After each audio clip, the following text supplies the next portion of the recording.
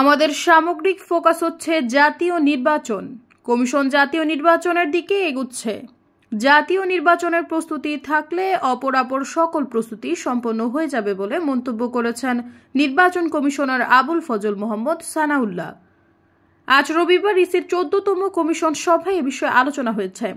সকালে প্রধান নির্বাচন কমিশনার এএমএম নাসির উদ্দিনের সভাপতিত্বে কমিশনের সভা হয়। এ সময় 4 নির্বাচন কমিশনার ও ইসি সচিব উপস্থিত ছিলেন।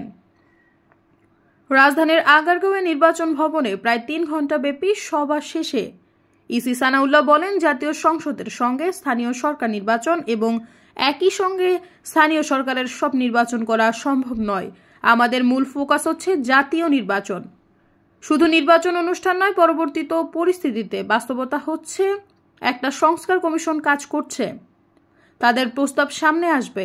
এটাকে ধারণ করে আইন বিধি মামলায় কোনো সংশোধন দরকার হলে সেটা করতে একটা টাইম আছে। দেশের ওয়েদার একটা ফ্যাক্টর। সৈয়দা ফারিয়া, সমযোগ।